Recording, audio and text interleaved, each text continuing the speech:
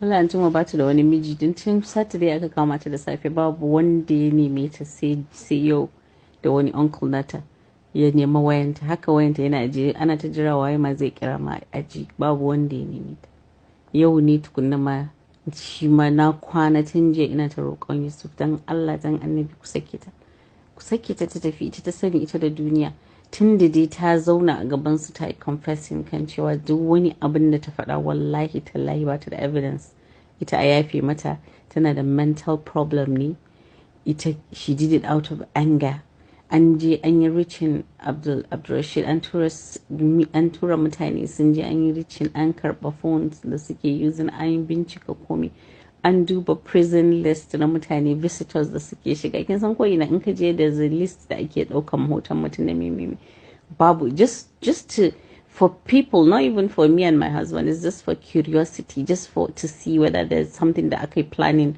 if there's something more than what she's just saying wallahi talahi anti umma yarinya ne yanda ta zo na ta yi maganar nan ba ta da ko hoto guda daya ni abin ya bani mamaki na ce how can somebody sit down and say the things she said and swear and even begged me online that in ban ɗauki mataki ba Allah ya sa mama na karuwa ne or something she even said that and then you don't even have a picture ni da my sister said there and then ta ce ya umi India an fitar da wani picture sai dai wani picture ne da za su haɗa kanki da wani jiki or something but everybody knows that there's no way wai akwai wani hoto in yarinya nan tana da wani hoto da daga ranar da ta yi wannan bidiyon she will attach it with all these evidences because there's nothing she has not said da ma ta yi adding evidence in kin ga da an wuce gurin ba ko na minti ko da friends ina suka taru a office ni kawai na shiga office ranar na dawo daga Jos ina shiga kawai na gansu duka nace me ya faru wai baki ga me yake faru ba nace what is it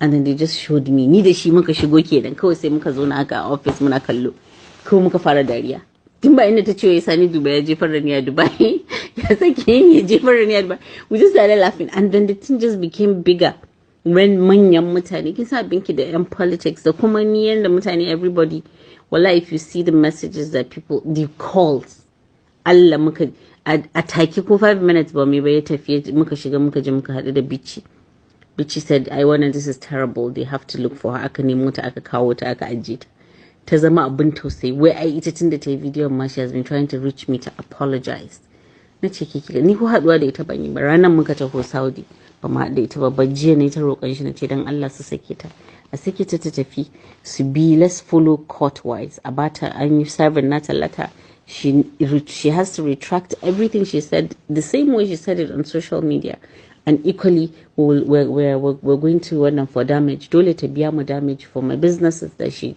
said ina saka magani a abinci din mutane su ci furniture baya less in 2 years duk ta faɗa na so she has tarnished the image of my businesses and equally the worst part is she accused me of adultery online now no matter what I do someone somewhere will never hear that she said ƙarya take and somebody will never believe that the gaske she say ƙarya take wani zai ce kawai mun je mun using power mun making nata za ta faɗi abin da za ta faɗa so she has to pay for damages she said she's extremely wealthy so $1 billion will not do anything to her we've served her da Allah ta today ana cire ta daga kanin babanta ya zo ya karɓe ta and he said yana ta neman Yusuf ya ƙi ansa wayan shi ya ƙi ansa wayan kowa ya ce shi ba zai haƙuri ba and I agree with him sai mun je court sai ta bamu duk wani evidence da ta faɗa sai mu gani in har babu sai ta biya mu kin ga an wuce gurin gobe wata ba za ta taso ta faɗi irin maganar nan wallahi an tuma kin san yadda yanzu tun da safe na kwace wayan shi sai yanzu na kwanta ne bacci ko na tashiwa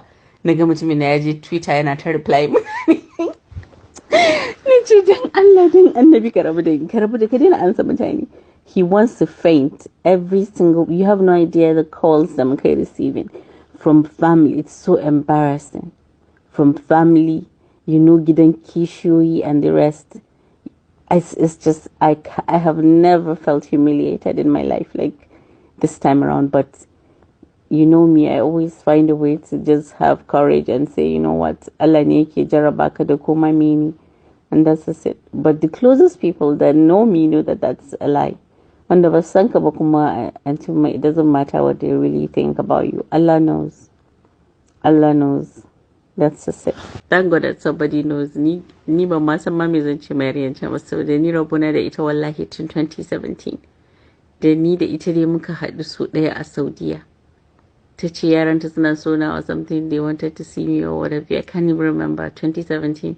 Na zo umra ta zo ta same ni muka gaisa da yara na ba su kyautan kuɗi. That was all. The last time she chatted me up was 2019. I still have her chat.